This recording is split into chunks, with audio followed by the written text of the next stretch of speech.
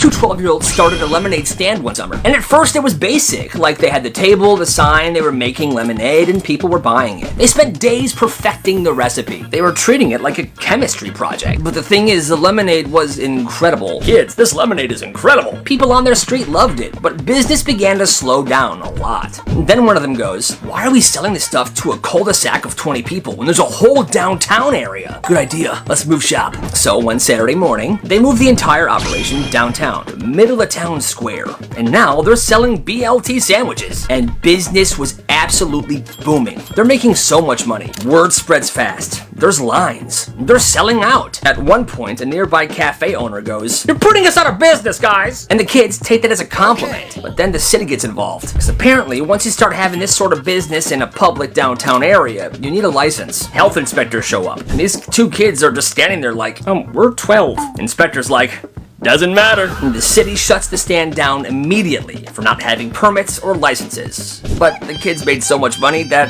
they got over it pretty quick. It was this kid's third birthday party and he did not care at all. So he was turning 3 and his parents went all out. Huge backyard party, like 50 people. Family, friends, cousins, neighbors, everybody was there. Everyone was eating cake, baby, playing games, presents stacked up. The kind of party parents throw because they know their kids are gonna remember it forever. So that morning they gave this kid one of his gifts early. Here, sweetie. It's a little plastic toy lawnmower. Lawnmower, I like it. The kind that clicks when you push it, and he loves it instantly. He won't put it down, and they're thinking, good, great, best gift ever. So the party starts, people show up, kids are running around, everyone's having a fantastic time. And meanwhile, the birthday boy isn't anywhere near everybody because he's in the front yard, slowly mowing the lawn with his fake lawnmower. Just walking back and forth, pushing that little mower. He's completely locked in. And the party's happening in the backyard. Everyone's trying to get him involved. Like, hey, come on, buddy, come on, open some presents. Doesn't even respond. Just keeps mowing the lawn. Hey, bud, it's your Uncle Joey. Come on, let's have some cake. Doesn't care.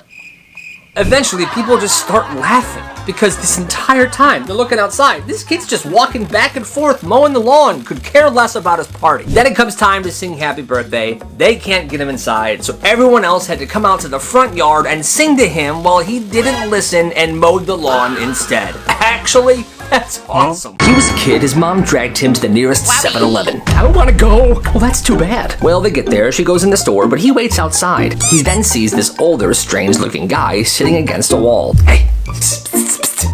Hey, you want to see something cool? And he's a kid, so he said yes. Of course he wants to see something cool, which you should never do. The man then smiles, and then pulls off a prosthetic leg and showed this kid his leg stump. Look at this. The leg stump had a very weird smiley face drawn on it in Sharpie. The kid absolutely freaks out. That's not cool. The man then panics because I guess he had good intentions. Oh, no, wait, look, it's actually cool, look. The kid's now ugly crying, the mom runs out of the store. What's going on? His leg. The man's embarrassed, the mom's freaking out at him. I don't know why he showed the kid his leg stump anyway, but she went home with her kid. And years later, when he sees a 7-Eleven, he freaks out a little bit still. There's a big difference between Oak Street and Oak Avenue, and it changed this one kid's life. He was told to meet at this house for a study group. The address was 124 Oak Avenue, but when he put it in his GPS, he put 124 Oak Street, which is a completely different house. Pulled up, he went to the door and he knocked. Oh, you must be one of the neighbor boys. Come on in, this old lady answered. Kid's like, this doesn't seem like my study group. And it wasn't, but he just went along with it. Have a seat, I'm making cookies. Oh, okay. He sits down, she pours him a glass of milk, and he had a bite of a cookie. This is the best cookie I've ever had. Glad you like it. And they sat there for an hour and a half, just chatting. She told him stories about being in school in the 50s and their school dances. He even pulled out his book and studied there for a bit. It was productive, and him and this grandma lady connected. You see, this woman lived alone. Her grandchildren had all graduated and moved out of the town. She was lonely, and this kid's grandma had passed away 2 years ago. So it was like a connection. Are you sure you've had enough food? Yes, it was delicious, and thanks for helping me study. Of course. Come back whenever. And he did. Once a month, he would go over there for cookies and a study session. And he realized, this kid's a diabolical genius. There was this kid at one school named Theo, and he had to connect to the front office. Bada bing, bada booty. What? Now his school's lost and found was always stacked. People lose stuff constantly. Phones, AirPods, expensive jackets, you name it. So, come here. Here's how it worked. His friend at the office would text him whenever something good came in. Theo would swing by, take whatever it was, and just walk out with it. Nobody questioned it because he was always hanging around the office anyway. But here's the genius part. His connect at the office, the person that let him know when stuff came in, would let him know when someone came in looking for their stuff. Oh, you lost some AirPods? Yeah, I can't find them anywhere. Okay, one sec. He would then text his friend. His connect would let him know the person's name. Theo would then find them in the hallway. Hey, I hear you're looking for your AirPods. Oh my God, yeah, thanks. I found them. Okay, what? Give me $40 if you want them back. And he would charge these people if they wanted their stuff back. Not the full price, obviously. Now, Theo was pretty savage. People didn't want to mess with him, and they were so desperate to get their stuff back that they paid him. If you go to the principal, I'm gonna beat you up. They paid up every single time. He did that the entire school year. Made over $1,000. The school eventually figured out what he did and this kid was expelled. But by then he had already made his money and he wasn't gonna give it back. Now I normally would say, hey, gotta respect the hustle. But this one's a little shady. What do you think? He was trying to impress a girl. Yeah, I'm freaking strong. Okay. So, to try and impress her, he was gonna punch this kid that was standing right by him. Watch this. But what he didn't know is that kid was quick. And as the punch began to fly towards his face, he ducked. But that kid was standing right in front of a concrete wall. So the dude that was punching him's hand went straight into it. His wrist is completely broken. Teachers come running, a crowd gathers, and both kids were pulled aside. The dude that broke his wrist was taken to the nurse's office, and the other kid was taken to the principal's office. We don't tolerate fighting in this school. I didn't fight, he just tried to punch me. Yeah, well, he broke his wrist. Well, what did you want me to do? Not move out of the way? Yes, your face is softer than the wall. And that kid got suspended. That is not okay. This kid didn't talk until he was 5. And when he finally did start talking, he barely said anything. His vocabulary was only like 20 words, and he only talked when he was spoken to. And everyone already thought he was the weird kid. Well, one day, this kid is sitting outside of his house when his 10-year-old neighbor walks by. And the 10-year-old neighbor is a legit genius. He actually ends up graduating high school at 12 years old. But he walks up to this 5-year-old who barely talks and he says to him, the answer to every question is observing. First of all, I have no idea what the heck that means, but the kid listened. Oh. He takes it very seriously and very literally. From that day on, every single question he gets asked gets the same answer. Okay, you. What is 2 times 2? Observing. What do you want for dinner, son? Observing. Okay, and how are you feeling today? Observing. At this point, people are freaking out. People made meetings, there was counselors and therapists involved. For almost an entire year, the only thing that this kid would say is observing. Eventually, after a few years of therapy, he began talking like a normal person.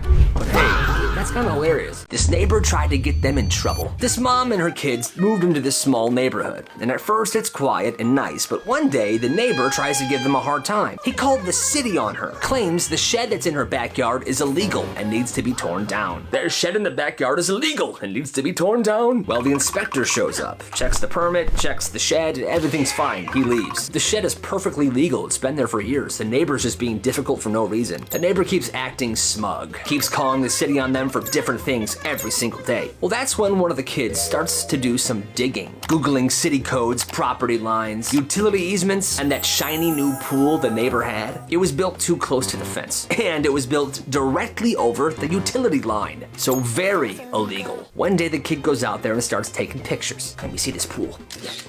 Photos sent to the city. Reports filed. And the city gives him a choice. You gotta move the pool or fill it in. How am I supposed to move the pool? Exactly. So he was forced to drain it, tear up the concrete, and fill it in with dirt. $40,000 down the drain, quite literally. And that is some petty revenge. This kid had terrible handwriting. Like, teachers would sigh whenever they saw his papers. Good Lord! So when this kid's class had to turn in a handwritten essay, he decided he was gonna actually try. I'm gonna actually try. So the night before it was due, he sat down. He had his pencil there and he was ready to get to work. He took his time. If a word was sloppy, he erased it. And he did it again. Slowed the letters down. He was doing a really good job. The next day, he turned it in proud. It wasn't perfect, but it was way, way better than how he usually writes. Well, get this. The teacher looks at it and goes, whose handwriting is this? Mine. You proud of me? No, your handwriting has never looked like this. Somebody wrote this for you. Who did it? I promise you, I wrote it. No, you didn't. This is cheating. Cheating? No, it's handwriting. I worked hard to make my handwriting better. So now you're getting smart with me. All right, I'm writing you up. She drags him into the hallway. She's lecturing him about academic honesty. He tries to say, listen, I practice. You told me to practice. She doesn't believe him. She calls home. The mom shows up. She knows how hard her son worked on this. She's furious. Okay, so my son is in trouble because he tried. He worked on his handwriting and now he's getting written up. Are you out of your mind? It doesn't make sense. The handwriting progress was too fast. That's the dumbest thing I've ever heard. They bring in the principal and they make this kid write a paragraph in front of them to prove that he actually did write this essay. He sits down, he writes it. It took him a long time, but he did it. It was the same improved handwriting. The principal looks at the teacher. You owe him an apology. Teacher, red-faced, mumbling, I'm sorry for accusing you. Sure. They left, he gets an A on the paper, and she never confronts him about anything ever again. After that year, she retired. One day, randomly, this kid told his teacher, my grandma died. Oh my goodness, I'm so sorry to hear that. Well, that night, the teacher emails the mom. I just wanted to say, I'm thinking of your family. Deborah was such a good woman. May she rest in peace. The mom reads it, and she freezes. Wait, what? Her mother-in-law wasn't dead. She was literally at bingo that night. A few minutes later, a different mom from school calls her. We're all gonna miss her so much. She was such an incredible woman. No, I'm sorry, there must be some sort of confusion. She's not dead. By the end of the night, half of the neighborhood is sending their condolences. Everyone thinks Grandma's gone. This one family even dropped off a casserole. She then confronts her kid. Hi, did you tell everyone that Grandma died? Yes. Why? I don't actually know. The mom then calls her mother-in-law to warn her about this entire situation. Oh, hi, sweetie. B27. Crap. Hey, Deb, so apparently you died today? Oh, well, no one told me. That's good to know. G26. Bingo! This is messed up, so a group of friends were invited to their classmate's house. Guys, dinner at my house tonight, be there. And this kid's parents were there. They're polite, they're well-spoken, just good people. For dinner, they eat homemade pasta. They're laughing about classes, midterms, teachers. A normal, fun night. When dinner's over, everybody offers to help. Yo, let me help clean the table off, guys. Yeah, I can do dishes too. But the friend's like, no, don't. My parents will do it. Don't worry about it. They just laugh. But then they're like, wait, is he serious?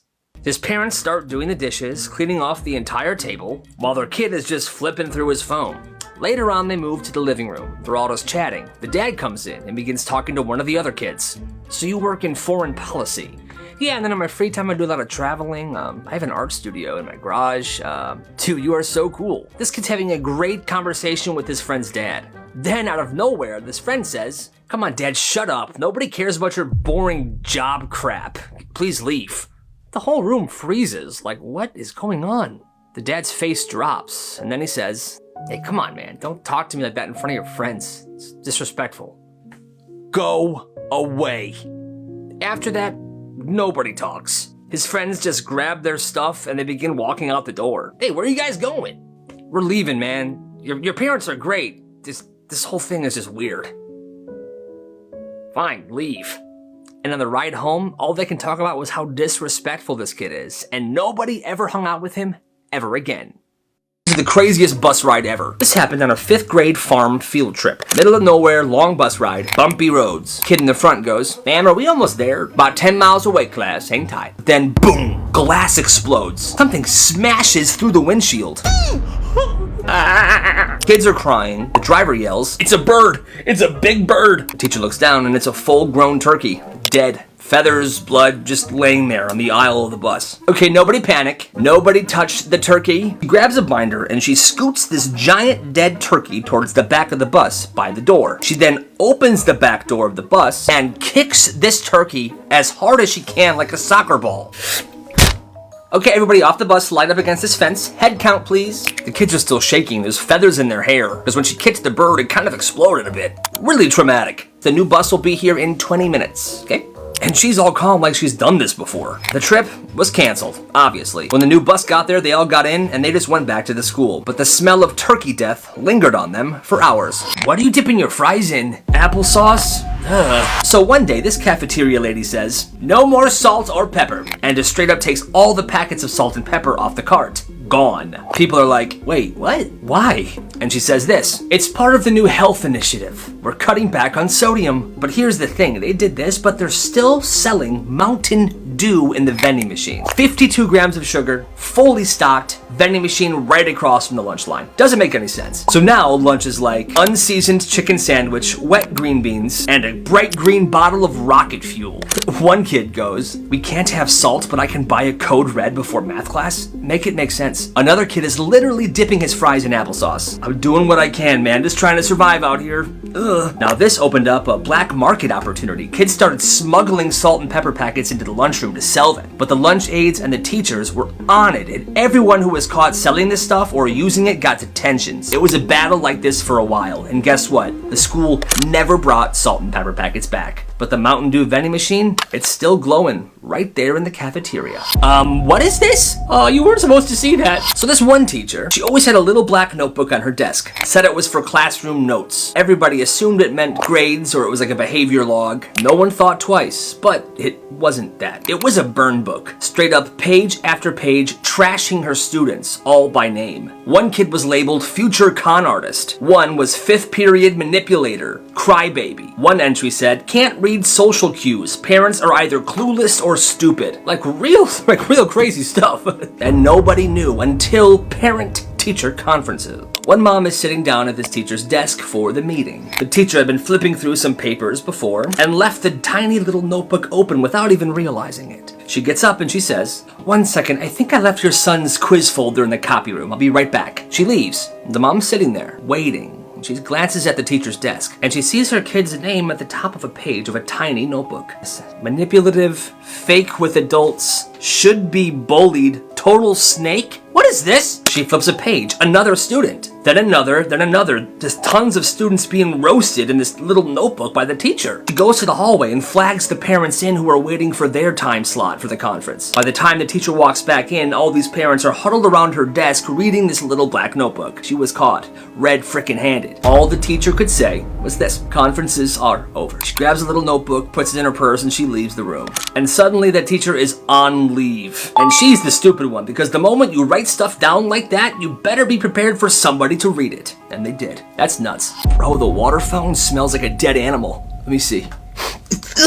One time at this one middle school, the janitor was deep cleaning the cafeteria, and I guess he found a dead goldfish, like a full-on carnival prize goldfish floating in the mop bucket. Nobody knows how it got there, and for some reason, I'm not making this up, he shoves the goldfish down the drain of the water fountain. Like, just shoves it, jams it in there, and he just leaves it. And the next day, the water fountain starts spraying water that smells, fishy. Smells horrible. Kids are gagging in the hallways. Teachers are covering their mouths walking to class. Yo, what does that smell? The admin of the school think it's a sewage pipe that burst. They call the county. They have someone come out. They shut down half the school by lunchtime. Meanwhile, one sixth grader starts taking empty water bottles and is bottling the water of this fishy fountain. And he starts selling it for $1 a bottle. He's calling it limited edition bottled school water, and kids are buying it just to dare each other to drink it. It was wild. He only made like $10, but still, you gotta respect the hustle on that, I guess. Anyway, they eventually decided to replace every single water fountain in that school. And after some investigating, they found a mushy, nasty, dead goldfish. And they had no idea what happened for the longest time, till one day that janitor confessed. That's the craziest story I've ever heard. Water's a reward. You don't just get it because you're thirsty. This house is a desert. At this house, water wasn't a right. It was a privilege. Every day after school, this kid had the same rule. No exceptions. Drop your backpack, sit at the table, and do your homework. No TV, no snacks, no water. His mom would say it every day. Water is a reward, not a right. Well, one day he gets home absolutely dying of thirst. He makes a quiet move towards the kitchen. He almost reaches the faucet. Don't even think about it. She's already standing there, arms crossed. Homework first. So he's at the kitchen table, math textbook open, mouth dry as sandpaper, watching the faucet drip. Drip. Drip. He finishes his homework, he gives it to her. Messy work. Do it again. Bro almost passed out right there. When he finally earned a glass of water, she handed it to him like a prize at a carnival. Here's your water. You did really good. The next day at school, he took extra water fountain breaks because he never knew how his mom would act when he got home from school. Please, I'll eat anything else, just not this. No, that is your tray and that is your banana. Eat it. This kid goes to a small private school, the kind where everybody knows everybody, and lunch is always the same. Same trays, same rotations, and the same lunch aides watching over the room. Well, there was this one lunch aide, and for some reason, she did not like this kid at all. She never said it out loud, but you could tell. It was obvious. Other kids could toss their full milk away, leave veggies on their trays, just waste food, but him, for some reason, she watched his tray every single day, making sure he eats every last bit of food on the tray, which is absolutely insane in my opinion. Well, one day the school serves bananas, and this kid hates bananas. Can't stand the smell, he doesn't even like to touch them. He pushes the banana to the side and starts eating the rest of his food, hoping she wouldn't notice because he knows how she is. And here she comes. She stands right next to him and points to his tray. Eat the banana. I don't like bananas. Doesn't matter, you're not getting up till that tray is empty, young man. Can I give it to somebody else, please? No, it's your lunch. You eat what you were served. While everyone else finishes eating, the table clears out, lunch is over, and he's still sitting there just staring at the banana. Eventually, he picks it up, takes one bite, and gags. He tries again, he gags again, and he throws up right there on the table. You're absolutely pathetic. Then she says this, go to class, and next time, don't make such a big scene. That lady is the worst. This kid got suspended for selling pencil insurance. So this kid, right, he's kind of smart, he's kind of funny, he definitely knows how to game the system. He notices that every day in every class, someone, every single day, asks to borrow a pencil. So he starts offering a deal. $1 pencil insurance covers you for the entire week. If you lose your pencil, boom, he'll replace it. Need an eraser? You're covered, he's got you. It's actually a good deal. It's way cheaper than buying a full pack at the store. And it absolutely blows up. By Thursday of that week, 15 kids are covered on this pencil insurance. He starts giving out policy numbers. He makes sure that he has one of his insurance agents in every classroom that has an insured client. Carries around a binder, he has terms and conditions. One teacher sees all this and says, hey, you can't run a business in class. It's not a business, sir. It's insurance. The next week, he starts offering platinum packages. $3 a week gets you mechanical pencils. $5 a week gets you 2 pencils every time you lose or break one. That's when the admin gets involved. Are you selling items on school property? No, sir, I'm providing peace of mind. They then suspend him for unauthorized commerce. But on his way out of the building, he sees one of his clients. He says to him, if you need pencils while I'm gone, talk to my cousin. Spread the word. And his cousin, who did go to that same school, took over for him in his absence. That's absolutely awesome. So this one guy's at Lowe's, and he's shopping solo. DIY plumbing situation. He's in the aisle looking for parts. He's totally zoned in. When, out of nowhere, he kind of tweaks and has a little freak out moment. Turns out, it was a yellow lab. The dog sniffed him. That's it, just a little snout boop. Nothing more. But this guy spins around like, what the hell, man? And the dog owner is like, you'll be alright, man, chill. Now, any normal person would have taken a breath and been like, okay, yeah, you're right. Hi, what a good boy, you know? But this guy loses it. That is not your call to make. Don't tell me I'll be alright. Are you kidding me? He's just full-blown going off on this dude. And the guy calmly says this. You know Lowe's is dog-friendly, right? He sniffed you, man. Big deal, you're just being a jackass now. And our guy says this right before he walks away.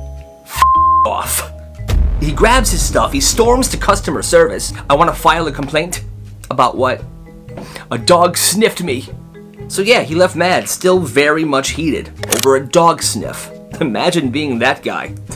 So this guy's nephews are graduating high school. It's a big crowd, he knows it's gonna be packed. So he shows up to the graduation early. He brought his own folding chair because he has bad knees, and he brought some headphones. So he opened his chair, sat down, and popped his headphones in. And because he's early, he was just chilling by the entrance. About 40 minutes before they let everybody in, this pregnant woman shows up. Somebody must have let her cut in line because all of a sudden she's right next to him. And not even 5 minutes later, she taps him on the shoulder and says this. Excuse me, would you mind letting me sit in your chair? I'm having trouble standing.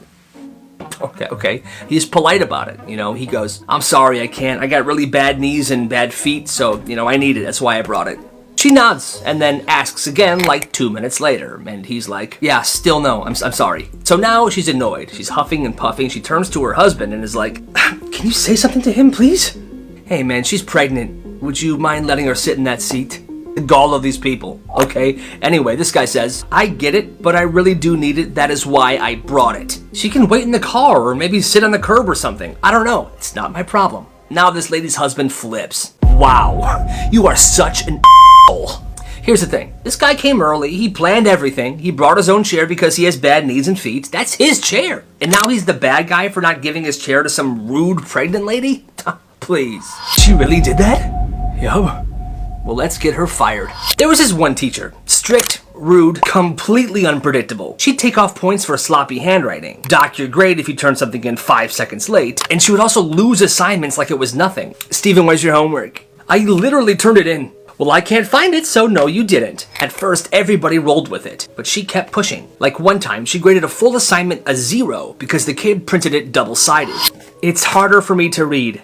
I can't even read this. The moment these kids really snapped, though, was when a student turned in a 3-page paper. It was perfectly done, but he forgot to staple it, and there was no stapler in the classroom. What the heck is 0? Why? Life has consequences. Next time, remember the staple. And that's the point when the class was like, nah, they were done. They started screenshotting their grades, along with the assignment that the grade was for. They recorded her when she was yelling at students. They would save emails that she would send to them where she contradicted herself or made herself look like a horrible teacher. This one kid had a folder on his laptop called Operation Bring Her Down. Once they got a bunch of evidence, they printed everything and put it into a very big packet. They labeled the packet, Why She Shouldn't Teach. They brought it to the office, and they waited. 3 weeks later, a sub walks into their classroom. No explanation, just, hey everybody, my name is Mr. Johnny, and I'm gonna be your sub for the rest of the year. Okay, your teacher had to go, or something. Okay. She was gone. They did it. No goodbye, no warning, just a pleasant surprise on a Thursday afternoon. Hey, I mean, if she was a horrible teacher, good riddance, right? They're better off. One day at this one middle school, a teacher walked past the lockers and stopped. What is that? Beef jerky. It was a full, seasoned pack of beef jerky, just sitting on top of one of the lockers. He took it down, threw it out, and he thought nothing of it. Where did that come from? Anyway, the next day, same locker, new beef jerky pack. What? He's like, okay, what's going on? He throws it out again. Day after that, boom, another one. Okay, what the heck? Every single day. Take it down, a new one shows up. Take it down, a new one shows up. He even tried to catch whoever was doing this, like a stakeout, waiting around the corner with his coffee like it was a mission. Well, I'm gonna get you, you little monster, I'm gonna get you. But he missed it. He could never catch the person doing this. And word started spreading to the students. That locker area became a spectacle. Whenever the jerky would show up, students would be around taking pictures of it and honoring it like it was a shrine. And get this, it kept happening for a month. Sometimes the locker would change, sometimes it would be hidden better, but every single day, somewhere in the school, there would be beef jerky. Then one day it just stopped. No warning, no reveal, no note, no nothing. To this day, no one knows who did it. And honestly, that's legend behavior right there. Respect to the beef jerky kid. Yo, Jacob got lunch detention. Lucky.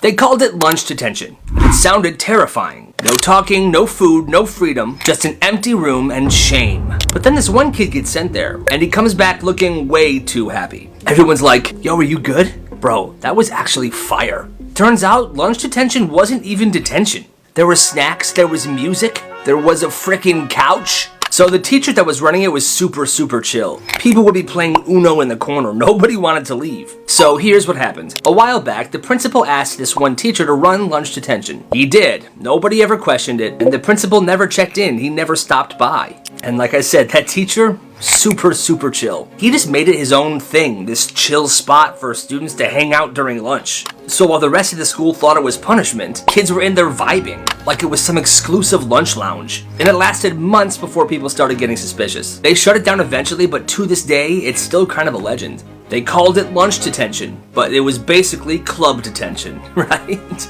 The pepperoni pizza's been eaten. How is that possible?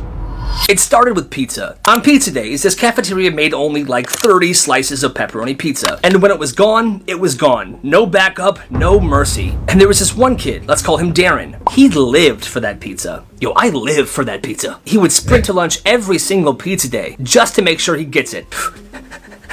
Oh, yes. But one pizza day, he got to lunch a little late. And when he got to the front of the line, it's gone? Oh, man. Just cheese left. He was mad, but he held it in. The next pizza day, he left for lunch even earlier. He was jogging to the cafeteria, practically. I'm gonna get it this time. And again, gone. 2 pizza days in a row gone before he even got there. On the next pizza day, just as the lunch bell was ringing, the fire alarm went off. The whole school evacuated. They were pretty sure it was a standard fire drill. It took about 30 minutes to clear. All right, single file line, everybody out of the school. Just a drill, come on. Now, like I said, this happened right before lunch even started. But when they came back in, the lunch ladies noticed that somebody ate the pepperoni pizza. How was that possible? The pepperoni tray was supposed to be sealed. The full pan, it was half gone. Well, they were obviously super curious as to where this pizza went, so they checked the cameras. Darren, in the cafeteria alone, helping himself to a tray of pepperoni while the entire school was outside. The footage had a timestamp, 12:02. That's 2 minutes after the fire alarm went off. He was suspended on the spot, and there were rumors about legal charges. But nobody knows what really happened because the kid actually never came back to that school. All we know is Darren got his pizza. But at what cost? Mister, I need a pencil. Well, then you know what to do. There was this one English teacher at this one school that had a full-blown ritual just for handing out pencils. But it wasn't funny, it wasn't goofy, it was actually kind of unsettling. He called it the ceremony. And it happened every single time somebody asked for a pencil. You couldn't just say, "Can I borrow one?" You had to raise your hand and say, "I seek the tool of wisdom." And if you said it wrong, he would just stare at you, dead silent, until you said it right. Then he would unlock a little drawer which he called the vault. He'd slowly remove one pencil and hold it up in the air like it was sacred. Sometimes he would even close his eyes. Yes. And before he would hand it over, he would look at the entire class and go, "Together now, use it well, write with honor." He said this binded the exchange. And if somebody in the class didn't say it with everybody, he would just hold onto the pencil and wait. And here's the part that really unsettled people. If you disrespected the ceremony, like if you laughed or whispered or rolled your eyes, he would mark your name down in a little red notebook. Didn't say anything, he just wrote your name down. And people swore every time he did that, there was a pop quiz the next day. Got to the point where people stopped forgetting to bring their pencils to class. Not because they were just more prepared, but because they were terrified to ask the teacher for one. Hey, কি করবি? সেই না চেহারা, না হলো কি চেহারা, কথা তো বেশি চেহারা ওজন বেশি। আপনি না শুই না দেখা সব জানা ফেলছেন বাবা। রক্ত লাগবে রে। রক্ত? আসবো না মানে? হ্যাঁ, তাই তো শুনলাম। আসবো না। ঠিক আছে, দেখতেছি ব্যাপারটা। যাও। কি রে, তুই কোচিং এ যাস না কেন? দোস্ত, আমি কোচিং এ কিভাবে যাব বল? এই গুন্ডাটা যে আমাকে ডিস্টার্ব করে, তুই দেখতেই তো পারছস, ডেইলি আমার পিছনে লাগে থাকে। আমার ভালোবাসার গল্পটা অপূর্ণ রয়ে গেল। গলবে, পাখির মন গলবে, এমন মন্ত্র দেব। এভাবে রাস্তাঘাটে একটা মেয়েকে উত্তক্ত করে আর নিজের গায়ে রক্ত দিয়ে এই এই দুলাভাই সামনে থাকলে যে সালাম দিতে হয়, আপনি শিখাই নাই তোরা? যে কোচিং এর সামনে যে গুন্ডাটা দাঁড়িয়ে থাকে, আমার তো মনে হয় পড়াশোনা সব বন্ধ করে দিবে। আমি তোর প্রেমের গল্প সাকসেসফুল না। আমার কথা বিশ্বাস কর। আমি শুধু একটু প্রেম ভালোবাসাতে, আমি শুধু ওরেই চাই বাবা, আমি শুধু ওরে পাইলে হবে। ওকে, আমি আপনাকে ভালোবাসি। আচ্ছা, আপনার কাছে একটা প্রশ্ন। আমার তো অনেক ভয় লাগতেছে দোস্ত, এই যে আস্তে আস্তে সব মানুষ জানবে, তারপর আমার ফ্যামিলিকেও জানাই দিবে। আর আমার বেস্ট অফ লাক ফর ডক্টরশিপ। আমি দোয়া করি তুমি যেন একজন ভালো ডক্টর হও।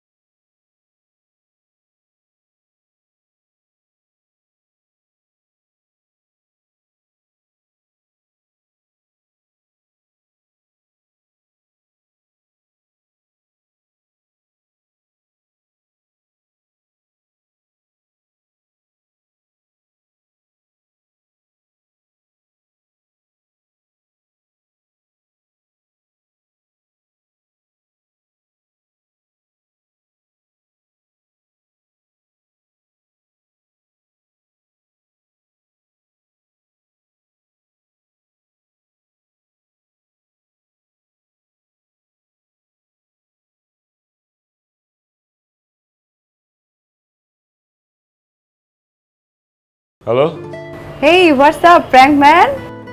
কে? একটু হলেই তো তোমার ফোন হাওয়া হয়ে যেত। তুই তোর ফোন আর কোনোদিন পাবি না। কেন? তোর বাবা তো তোর ফোনটাকে একদম আসার দিয়ে ভেঙে শেষ, এমনকি পানিতে চুবাইছে। আউট অফ কিউরিয়াসিটি হয়তো দেখা করব, but I am not that much easy, always remember. আজকে যদি তারাটা থাকতো আজকে তো দিতাম একদম। এই খালি স্কার্টেন গার্ডেন। এই যে আপু, এসব গার্ডেন ফার্ডেন যায় না, আমার ভাই ব্রাদাররা আছে, আপনার একদম কামড়ায় দিবে।